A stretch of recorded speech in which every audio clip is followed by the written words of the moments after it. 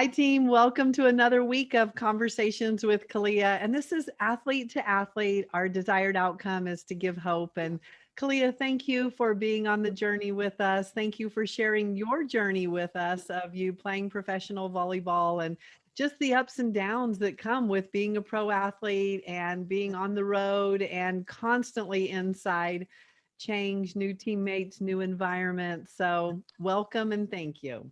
Thank you. I'm excited to be back. Well, let's start with some of our 10 moments because we love to anchor in the bright moments as we've talked about. You and I have our little sticky notes that we're capturing those moments. What are some 10 moments that have happened for you since last week? Yeah, so I actually wrote on my sticky note today. I've been doing it every day, and it's been a really nice check-in for me to have with myself to find the gratitude. So today, my sticky note title was Productive Mornings, and I woke up this morning, have been doing laundry all morning, which is nice to just I don't know, clean up my space and stuff like that. I made a really delicious bagel. That was a 12 out of 10. Yeah, we love great food. Definitely a 10. And then I have a massage set up for later after this phone call. So I'm super excited about that. And I've just had some really great mornings all week, really. But those are just the ones from today already. Yeah, and what's beautiful about that when I listen to you is it's a sense of accomplishment. So many times when we're going for greatness in our lives or we have really a lot of pressure, competitive greatness, it feels like that we don't have a lot of control over it. So, whether we win the game or whether we play well, there's so many other factors, but getting laundry done, check, you have total control over it. Making a great bagel, check. So it really gives that physiological release of wow, this feels really good. Yeah, exactly. And what's important about that is that we need those little hits. We need those things that we can really have control over, celebrate. And as you said, it really just helps kind of be a sense of gratitude, set your morning up. So a sense of accomplishment is really important. Yeah, I'm happy that I can do that. It was a good idea by you in our little movie that we watched. Yeah, it was fun. So just taking anything that shows up in life that we like and how can we actually implement it into our life. So many times we read a good book or we hear a great podcast or we hear a great conversation. It's really great in the moment and then it just kind of leaves us. And what a great way, if it matters to us, to put it into some kind of a daily ritual and routine that we can start to capture. So Khalia, it's been quite a week. You had 3 games this week, so a lot of competition. And there's a lot that shows up for that from an emotional management perspective, an energy management perspective, so much happening. As we watch your film, what are some winning strategies that you learned having 3 games and just making it through the week? Wow. I'm definitely gonna live in my truth here that it was a hard week for me, just emotionally and mentally. I was really fighting with myself and battling myself in my head throughout the entire week. I think my winning strategies were just really anchoring in my teammates and the relationship I have with them, because I think I struggle with living in reality a lot. So having an outside opinion, people that I trust that aren't just gonna I don't think my teammates sweet talk me at all, and I don't want that out of the relationship. I want a I don't know, an outside opinion that's not for or against me. Right. I don't know, just someone to bounce ideas off Just of. truth. Yeah, exactly. So just talking to my teammates a lot, being honest with them about what's going on, and just reaching out for help, I guess, is my big winning strategy. So, Khalia, bravo in terms of just celebrating you, honoring you, and most importantly, just respecting that even if you're playing well or not playing well, we still bring ourselves, our head, our mind, our self talk, our heart with us wherever we go. And it can be a battle. It can be something that, maybe on the court you're showing up as if you're fine, but internally there's such a different dialogue going on. So, do you want to share just any part of that journey? I'm sure other people have gone through this or go through it. And again, we want to give hope. So, anything you want to share from just that journey through that battle? Yeah, just like, well, I'll just like kind of give you guys a preview into my week in my mind. But we had 3 games this week. It was important for us, important part of the season, and like these games to set us up for a good position in playoffs. And I was just like so mentally, I don't want to say weak, but, and I know like language has an effect on like how I talk about things. So I always try to be careful with my language, but I do feel like I was just like very mentally weak. The things that I was saying to myself throughout the games were just like, you're not doing well, you need to do better, this is bad, you're bad. And it was just like really exhausting. And I had just like a really tough week with myself. And then at the end of the week, me and some of my teammates were at the beach, and they like told me that I got the MVP of the week for the league.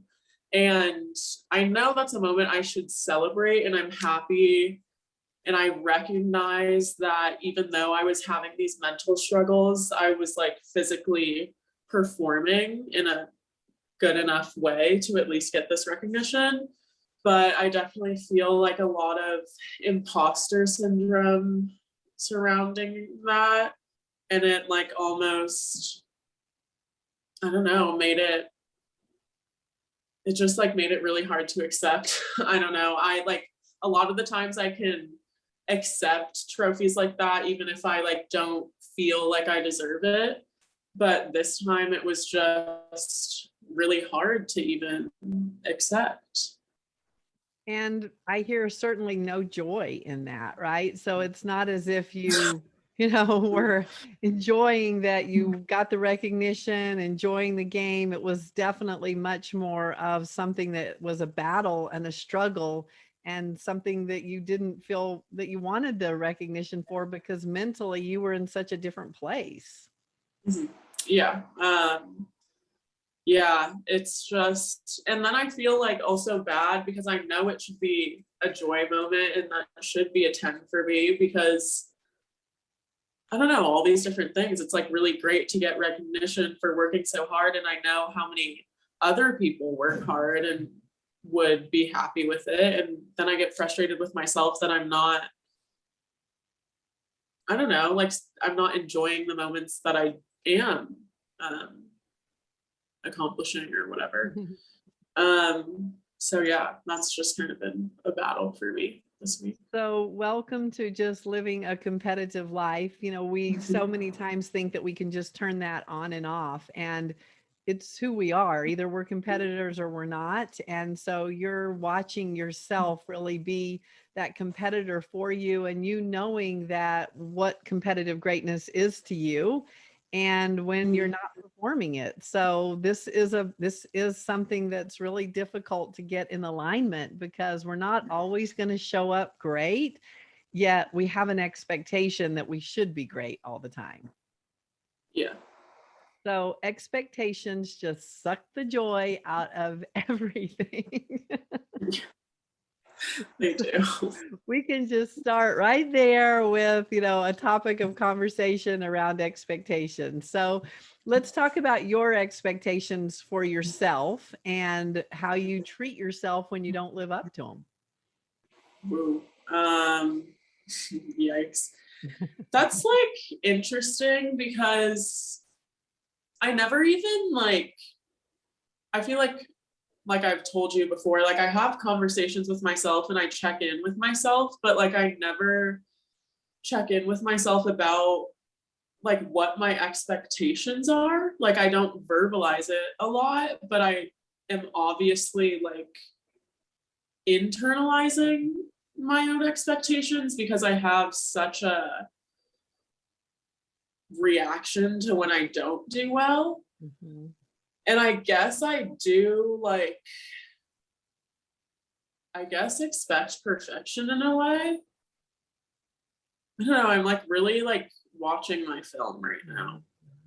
Um about expectations, and yeah, once again they're like very unspoken, but I'm so disappointed when I don't do well, but I also like don't have an expectation of what like good enough is for me in my mind, you know. Well, first of all, good enough probably doesn't even resonate because you're not a good enough kind of person. Yeah, there's just like not, I don't, that's like a good question that I've just never asked myself. Yeah. So let's go there because this is what these real conversations are all about. And I think what happens so much in our sport or in our profession is we have a love-hate relationship with what we're doing because the expectation is so high. And if we can't meet it, we start to dread it. We start to hate it. We start to really battle it versus choosing to enjoy and be grateful for the way our bodies work, for the team that we're on. I mean, what a difference when it's an expectation versus I'm choosing. Yeah. Yeah.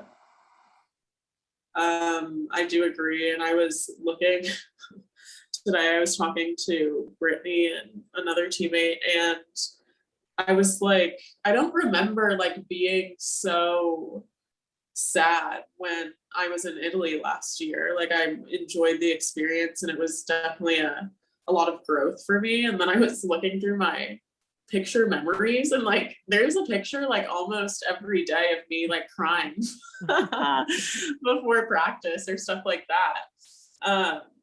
So yeah, it's also like interesting how the expectations that I have for myself change with time, or like I feel like right now I have these crazy expectations of myself, and when I don't reach them, it's like world ending for me when I play bad. But then if I look back on this season in like 2 years, I'm gonna be like, oh no, it wasn't that bad. Like, remember when I got MVP?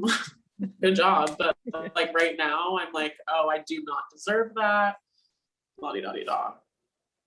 So let's watch our film about expectations versus play, because when we're little and you're starting to play soccer and volleyball and basketball, I know you tried lots of sports. And what was that feeling like when you were just going out and playing the sport? I don't like remember that feeling. I don't remember it ever just being for funsies. I feel like the only, I don't know, like I've really always had like, I'm really trying to watch my film because I was like on this all boys basketball team, and I remember hating it because I was like, I, these boys are better than me. I don't even want to go out on the court. I don't want to compete with them. I'm not going to be good. So it's like too overwhelming for me to even try. And I'm like, I was like 10 with that perfectionist mindset, which is a little scary. Soccer, I feel like I was having like the most fun, I guess. But I like never had a future really in soccer. So no expectation, right? Yeah. But like I just always like volleyball and basketball, I always just kind of had this like toxic relationship with. Um, yeah. And it started very young. Yeah, extremely young. And you come from a family of high achieving athletes, pro athletes. So the expectation could have been something that was unspoken, but even your little Khalia picked it up very quickly that there's a standard of excellence, there's an expectation of what I'm supposed to do and everything I'm doing. And the minute you went out and played with some boys at 10 and they were better than you felt that heaviness of I'm not living up to the expectation of myself. Yeah, I agree. Sound true? Anything you want? I'm just listening to your story and putting it in context. Yeah, no, that sounds very true. I'm just like trying to like really watch my film as we're talking, and like for example, like I told you, I watched the Naomi Osaka documentary, and there's like tapes of her at 3 like hitting tennis balls, and she's just out on the court for like 8 hours a day when she's 3. And I like don't remember that for myself. Like I don't have pictures. Like I remember girls on our club team when me and McKenna played volleyball, like had pictures of them in volleyball carts, and like I don't ever remember like being so dedicated or like wanting so badly to play sports, but like I was just in them, and I don't know when it started, but I always remember like at least for sure with basketball and volleyball, like taking it so seriously. Um, and then like my film with like soccer, and I'm also thinking like flag football and softball, which are all sports I was like testing out. Yeah. It definitely, softball is really competitive too, though. Well, because you're bringing you with you no matter what sport you're trying or, Yeah. playing. I just like, I'm thinking about the moments that I have, like, even now after games, and like the disappointment that I sit in with myself is something that I felt. I like remember being like 8 and feeling it after like basketball games, or like after volleyball games, like sitting in the bathroom and like crying by myself and stuff like that. And I'm trying, like those sports I specifically remember it with, soccer and softball and flag football, I don't remember as much, but I know it was like probably happening. Well, because of your intense personality, that's who you are. And so, what if we start to choose honoring you versus disrespecting you because you don't measure up to expectations? How do you do that? Sounds good, right? But I mean, Yeah. notice that it's like you didn't just create this expectation. It's been in you. No matter how much film you go back to, you can't find a space where you weren't living in expectation. Yeah. So that's reps from, that's all your mind and heart know is the power of expectations.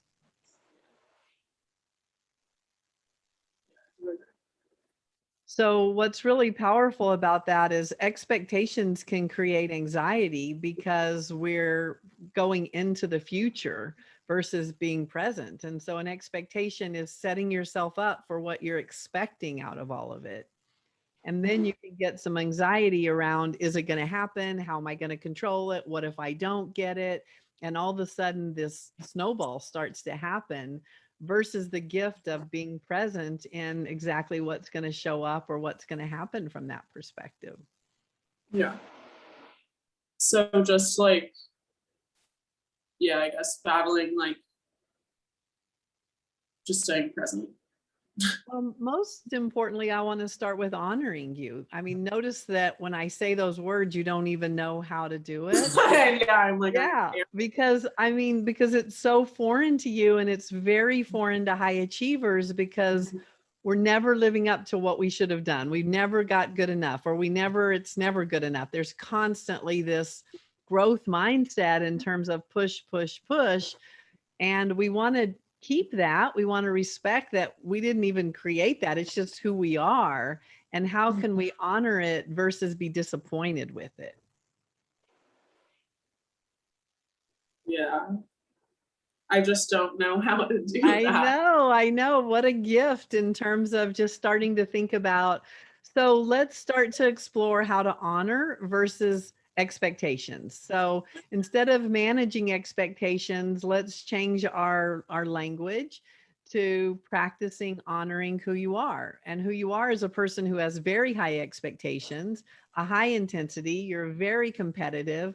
Like the beginning of honoring is just starting with truth. Who am I? And that's period. Who am I? This is just me. This is who I am versus who I wish I was. Okay. I think it's hard to describe who I am and like not actually describing who I am and what I do rather than what I do. Mm-hmm. Because like my first instinct is to be like, I am a volleyball player or a daughter or something like that.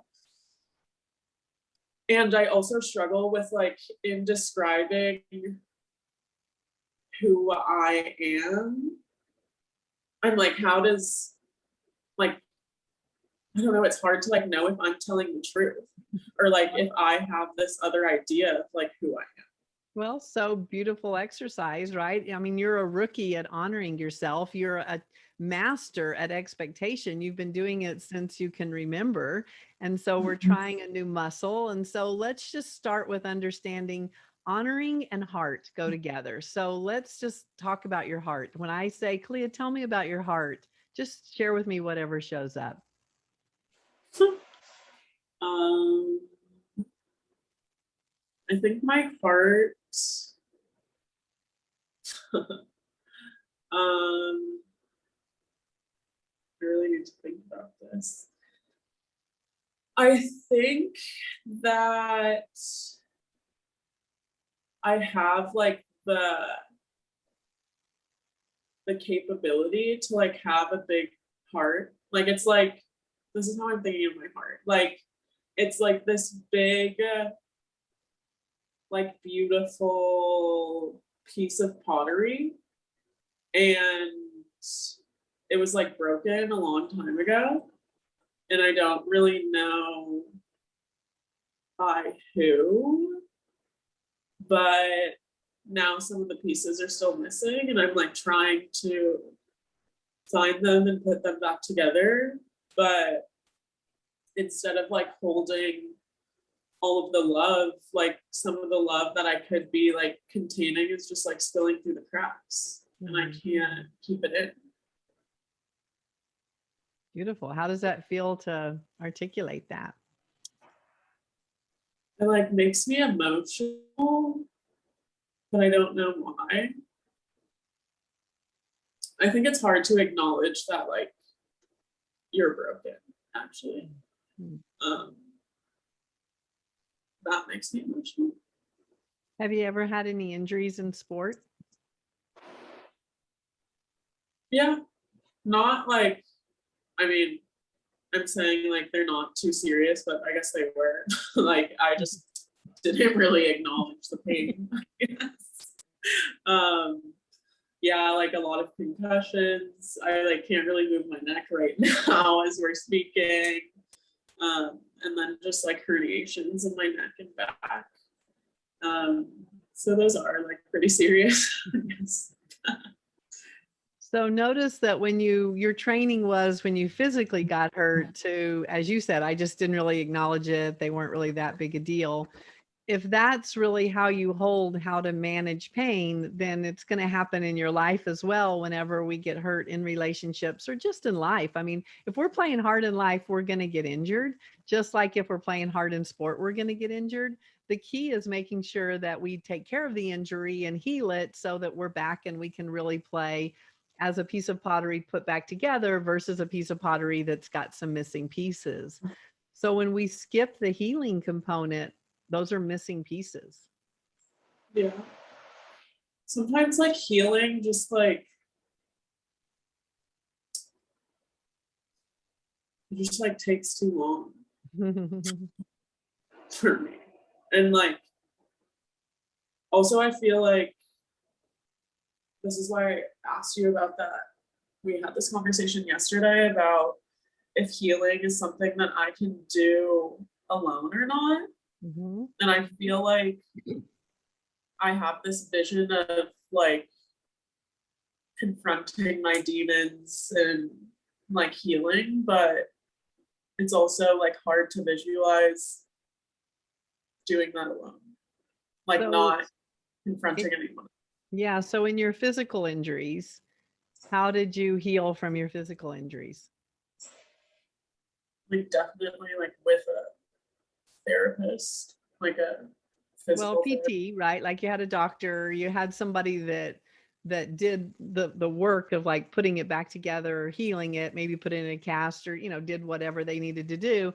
But then you're the one that had to go to PT, or you're the one that has to manage it. It's not that doctor or that therapist or whoever that support system is. They don't stay with you. You're the one that has to manage your emotional injuries and your physical injuries.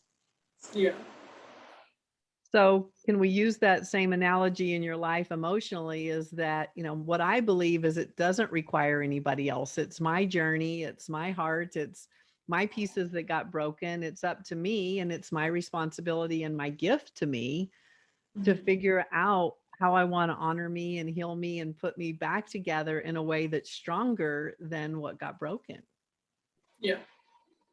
I do see that, and like I do want to like honor that and like healing my own like emotional trauma. It just I don't know if confuses is the right word, but like in relationships with like family, or I think mostly family. um like sometimes I feel like it's like a chronic injury, and like I need some closure like from the other person also, but like I can't rely on them. And that's what feels like I'm always getting injured. Well, and if you have a chronic injury, it means you just take care of it all the time. If you have a back that is weak, you know that you have to do certain things because to protect your back. So the same is true in our relationships. Family's a good example. If you have some chronic pain in the family, you have to protect yourself. It doesn't mean that you stop being it. It's like if I have a weak back, it doesn't mean that I stop doing exercise or stop anything. It means that I do it in a way that's protecting and respecting my injury that I have. Yeah. So Yeah. in our family situations, anytime we're in relationship, we're going to experience injuries because we got two people, human to human, coming together. We're feeling vulnerable, we're intimate, we're being challenged. I mean, we're living life in a way that really requires stretching all of us. And so there's so much room for injury to happen in that. And Leah, as we talk about just how to do this, and you say there's great confusion, I just want to offer the skill of grace as what we anchor in, because every person that we're going to bump into or live with or share life with, they have their own broken piece of pottery that has pieces missing. And it's the beautiful part is that's their story. And if Mhm. we can come in with grace and just want to know the story, I mean, whatever happened to our parents or our siblings or whoever we may claim has broken some of our pieces, they too have broken pieces and they have a story. And so if we stay in our own story and just respect that, whether they heal or whatever happens, that's their journey. Bless you. Yeah. So that's where I'm giving the power back to you, is that starting with grace and then starting with, I don't know their story, rather than wanting their story to be the glue that makes your piece come together and be whole again. Yeah. Yeah. I agree. I just like my brain keeps like coming up with these like buts. Go ahead, um, tell us about them. I just like with me, I struggle, and in a way, like there's times like where I have this like weird brazen confidence about myself, but and like maybe this is one of those times where it's also like this feeds back into I don't know like what my own story is, because sometimes I'm like, Leah, you are the best ever, and then other times I'm like, no, you are the worst. But anyway, sorry. When I come in contact with people who like stuck in their ways and like don't know how not only to like change but like heal a relationship. Like I feel like a lot of people experience this in families. It's hard for me to like come to them and be like, hey, to be vulnerable, express my emotions, and like want to heal the relationship that we have when like they're still stuck in their ways and like they're not going to change much. And then I'm like, why do I even waste my breath being vulnerable? Well, so can I answer that question? Yeah. Why even waste your breath on being vulnerable? Now, notice when expectation got into our conversation. Yeah. Right. So we started our conversation and we're talking about your heart and you said it beautifully. And then we switched into other people. And now you have this expectation, like, why aren't those other people doing these things? Why would I be vulnerable?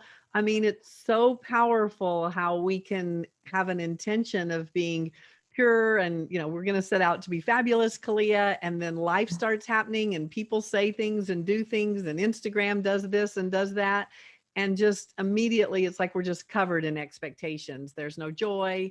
It's fear. It's sadness. It's amazing how quick that switch can get flipped.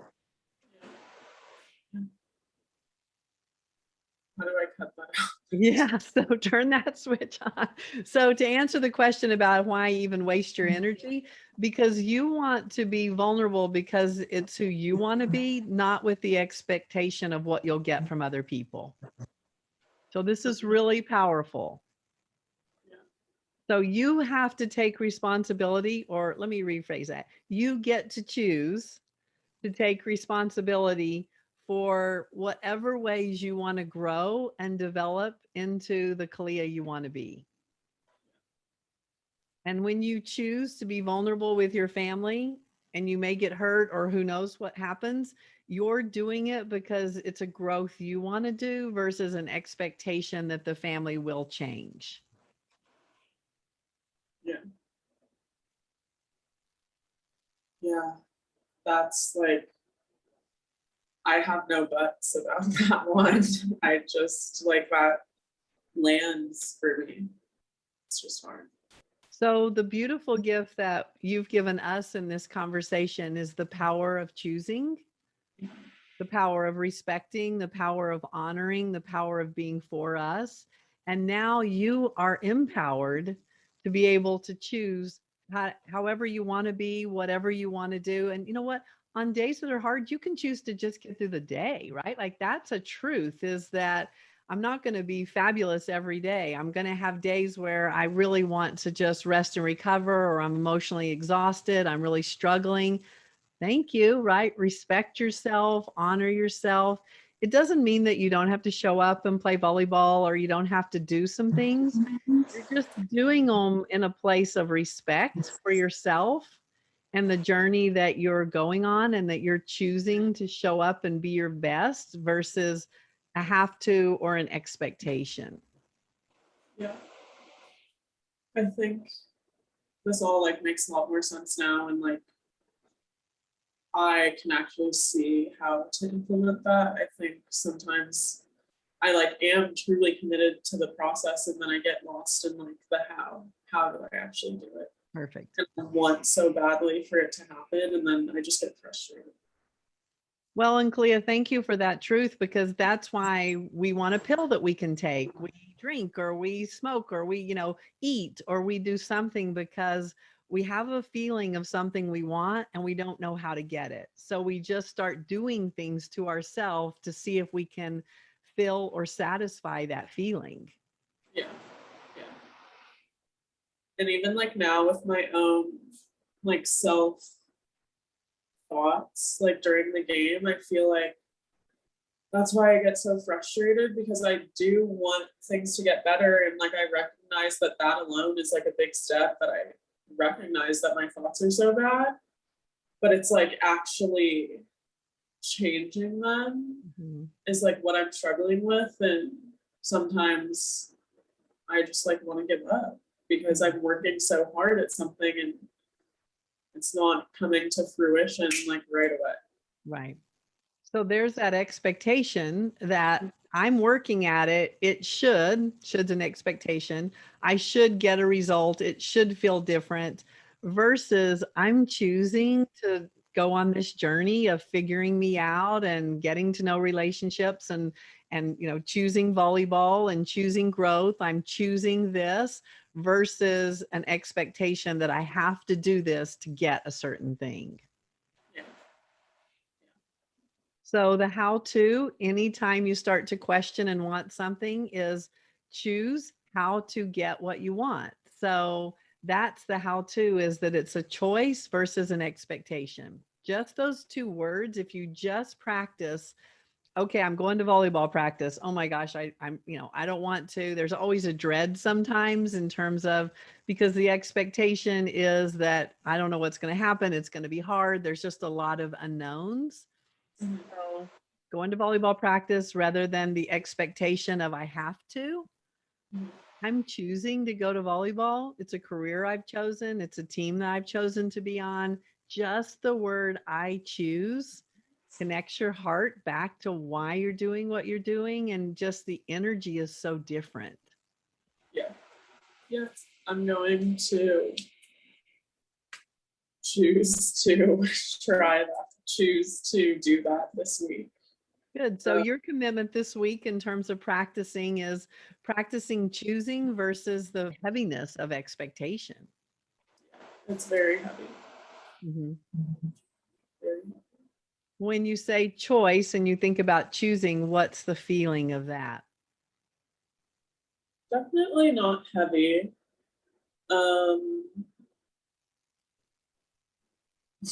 Like expectations are creeping in. Good job on awareness. Right? Yeah. Yeah. It's not heavy. It feels better.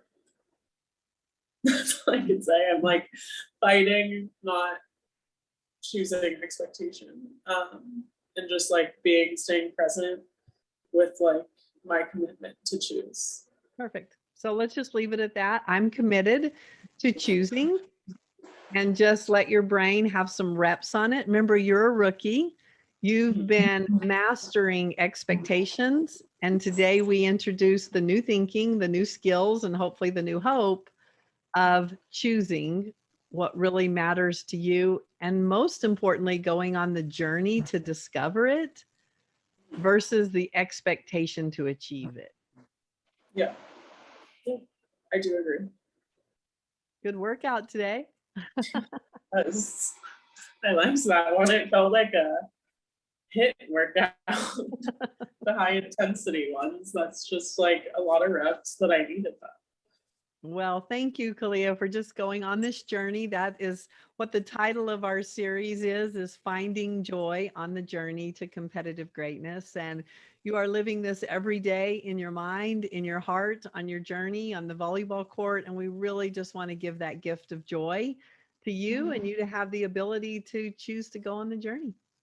Yeah, and I really appreciate it. Thank you for having me, Carlette. And thanks for listening to my craziness every week. Okay, team, it's up to you. You get to choose to be a champion for you. You get to really use Khalia's journey and just her conversation to watch your film and figure out, are you living in expectations? And do you want to choose and make a commitment to choose you, to honor and respect you? Thank you for being on the journey with us. Find some joy, be a champion for you. Thank you, Khalia.